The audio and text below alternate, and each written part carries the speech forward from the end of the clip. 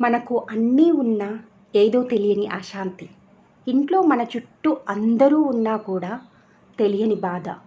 ఇంట్లో మనం మంచిగానే ఉన్నా సడన్గా భార్యాభర్తలు, పిల్లలు, అత్తాకోడళ్ళు, బావమరుదులు, తోడికోడళ్ళ మధ్య చిన్న చిన్న విషయాలకు మనకు తెలియకుండానే చెయ్యి లేపేంత పెద్ద గొడవలుగా మారిపోతాయి. అంతా నిశ్శబ్దం అయ్యాక ఆలోచిస్తే ఏంటి ఈ చిన్న చిన్న విషయాలకు ఇంత పెద్ద గొడవ అయ్యిందా అని మన మీద మనకే అసహ్యం, జాలి కలుగుతాయి. భార్యాభర్తల మధ్య సఖ్యత లేకపోవడం వల్ల నార్మల్గా మాట్లాడుతూ ఉన్న ఆ విషయం కోపంగా మారి మాట పెరిగి భార్య భర్త వారి తరపు వాళ్ళను, భర్త భార్య తరపు వాళ్ళను నిందించటం మొదలవుతాయి. ఇలా గొడవలు రన్ అవుతుంటే ఈ కోపాన్ని క్యారీ చేసి అత్తామామల మీద, కిడ్స్ మీద, బావమరుదుల మీదనో లేదా తోడికోడళ్ళ మీదనో వాగ్వాదానికి దారితీస్తాయి. వీటన్నిటి మూలాన ఇంట్లో వాళ్ళందరూ సంతోషానికి దూరమై అశాంతికి దగ్గరై ఇల్లు శ్మశానంగా మారుతుంది. మనలో జీవం లేకపోవడం, ఏ పని చేయాలన్నా చేయలేకపోవడం, ఇంట్లో ఉండాలంటే మనశ్శాంతి లేకపోవడం, మనశ్శాంతి కోసం బయటికి వెళ్ళాలనుకోవడం, ఎంత ఆలోచన చేసినా మనసు మాత్రం అశాంతిగానే ఉండడం, మన మనసు మన ఆధీనంలో ఉండకపోవడం, మైండ్ చెప్పింది మనసు వినకపోవడం, మనసు చెప్పింది మైండ్ వినకపోవడం, ఒకటి చెప్పి ఇంకొకటి చేయడం, ఇలా చీదరగా గందరగోళంగా ఉంటుంది. అలాంటప్పుడు బయటికో గుడికో లేక ఇతరే ఏ ప్లేస్కో వెళ్ళాలి అనిపిస్తుంది. కానీ ఎంత వెళ్ళినా కూడా ఆ వెళ్ళిన కాసేపే కదా మనం మనశ్శాంతిగా ఫీల్ అవుతాం. మళ్ళీ తిరిగి మన ఇంటికే రావాలి. మనం వీటన్నిటికీ భయపడి ఎక్కడికి వెళ్ళినా కూడా చివరికి తిరిగి రావాల్సింది మన ఇంటికే కదా. అప్పుడు మన ఇంటినే ప్రశాంతి నిలయంగా మార్చుకోవాలి. ఇంట్లో మన చుట్టూ ఉన్న వాళ్ళతో సఖ్యతగా మాట్లాడడం, సంతోషంగా గడపడం, భార్యాభర్తల మధ్య అన్యోన్యత పెరగడం, ఇవన్నీ మార్పులు రావాలి అంటే ఈ పరిహారం చేయడం చాలా మంచిది.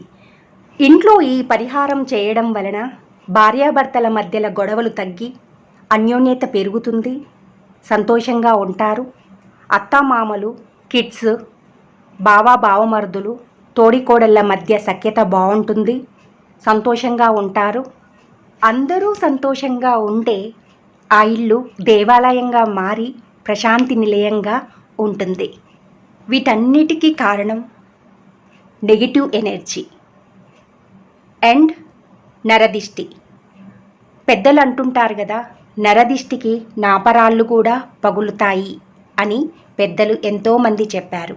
అలాంటప్పుడు మనం మన ఇల్లుని దేవాలయంగా మార్చుకోవాలి కదా. అందుకే ఫ్రెండ్స్, మీలో కూడా ఇంట్లో చిరాకులు, గొడవలు, ఇల్లు నిశ్శబ్దంగా ఉండకుండా ఎప్పుడు గందరగోళంగా గొడవలతో నిండుకొని ఉంటే వెంటనే ఈ పరిహారాన్ని చేసుకోండి. ఈ విధముగా చేయడం వలన ఇంట్లో ఉన్న నెగిటివ్ ఎనర్జీ బయటికి వెళ్ళిపోయి పాజిటివిటీ మన ఇంట్లో చేరుతుందని పెద్దలు చెప్తుంటారు. నేను అయితే ఈ ధూప్ కప్స్తోని నా ఇంటిని దేవాలయంగా మార్చుకున్నానండి. ప్రతి శుక్రవారం నేను ఖచ్చితంగా ధూపం వేస్తాను. మా ఇంటి నలుమూలల ధూపం చూపిస్తానండి. ఇవే ధూప్ కప్స్ వాడాలని ఏం రూల్ లేదండి. మీకు అందుబాటులో గుగ్గిలం ఇంకా ఏ ఇతర సామాగ్రి ఉన్నా, అంటే ధూపంకి సంబంధించిన సామాగ్రి ఉన్నా వాటిని ఉపయోగించుకోవచ్చు. సందేహం ఏమీ లేదండి. ఇలా ప్రతిరోజు ఈవినింగ్ వేసుకోవచ్చండి ధూపం. ఒకవేళ వీలు కాకపోతే కనీసం ఒక్క రోజున్నా వేయండి. మీకు ఇష్టమైన రోజు ఏ రోజైనా కూడా ఇంటికి ధూపం చూపిస్తే చాలా మంచిది అండి. నేనైతే ప్రతి శుక్రవారం ఖచ్చితంగా ధూపం చూపిస్తానండి. మా ఇంటి మొత్తానికి ధూపం వేసుకుంటానన్నమాట. ఫస్ట్ అయితే నేను పూజ చేసే పూజా మందిరంలో దేవుళ్ళకి అందరికీ ధూపం చూపించినాక కలశం పెట్టుకుంటాను కదండి, కలశం కూడా ధూపం చూయించాలి. ఇంకా కలశమే కాకుండా మనం గడప పూజ చేస్తాం కదా, ఆ గడప పూజకు కూడా అమ్మవారికి గడపని లక్ష్మీదేవితో పోల్చుతాము కదా, అందుకే గడపకు కూడా ధూపం చూయించుకోవాలి. ఖచ్చితంగా చూయించుకోవాలి గడపకు. ఎందుకంటే మనకు నెగిటివ్ ఎనర్జీ అనేది గడప ద్వారానే వస్తుంది కదా, అది మెయిన్ డోర్ అన్నమాట. అందుకోసమే గడపకు ఖచ్చితంగా ధూపం వెయ్యాలి అండి. ద్వారలక్ష్మికి అంటే గడపకి ధూపం వేసిన తర్వాత ఇంట్లోకి వచ్చి, ఇంట్లో నుండి అంటే నేను హాల్లో నుండి స్టార్ట్ చేశాను, హాల్లో ప్రతి ఒక్క మూలకి ఈ ధూపం చేయించాలి.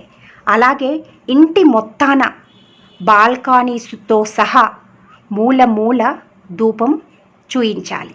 అంతేనండి. ఈ చిన్న పరిహారం మన జీవితాలనే మార్చేస్తుంది, మన ఇంటిని దేవాలయంగా మారుస్తుంది. ఇంట్లో వాళ్ళందరూ సంతోషంగా ఉంటారు.